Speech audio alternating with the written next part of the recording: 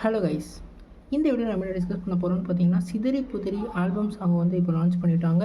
இந்த album song என்ன மாதிரி இம்பாக்டை கிரியேட் பண்ணியிருக்குன்னு சொல்லிட்டு இந்த வீடியோ நம்ம டீட்டெயிலாக டிஸ்கஸ் பண்ணுவோம்.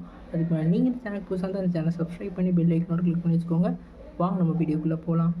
இந்த சிங்கிள் வந்து நம்ம அபிதீப் சாய் அபிதீப்னு ஒருத்தவங்க தான் வந்து பாடியிருக்காங்க.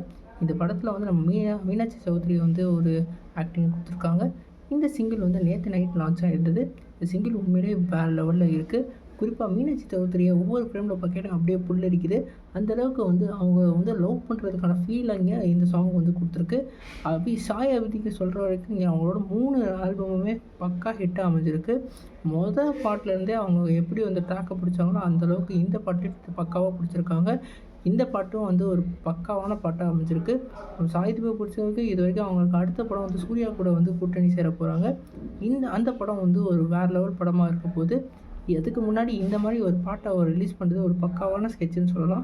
இந்த பாட்டை கேட்க வந்து அப்படியே மனசுக்குள்ளெல்லாம் பூரிக்கிற அளவுக்கு ஒரு வேறு லெவலில் வைப்பு கிரியேட் பண்ணுது. கண்டிப்பாக நீங்கள் வந்து இந்த பாட்டை கேட்கலன்னா கண்டிப்பாக கேட்டுருங்க. அந்தளவுக்கு ஒரு லவ் ஃபீலிங்கை வேறு லெவலில் கொடுத்துருக்காங்க. நம்ம மீனாட்சி சௌத்ரி இந்த சிங்கிளில் வந்து ஒரு பக்காவாக வந்து செட் ஆகிருக்காங்க. அவங்க ஏற்கனவே ஒரு அழகாக இருப்பாங்க. இந்த இதில் ஃப்ரேம் ஷாப்பில் வேறு லெவலில் அழகை வந்து திணிச்சிருக்காங்க.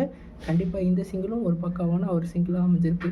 நீங்கள் இந்த சிங்கிளாக பற்றி என்ன நினைக்கிறீங்க? கமெண்ட் பண்ணுங்கள். இந்த சேனல் புதுசாக சப்ஸ்கிரைப் பண்ணுங்கள். நன்றி.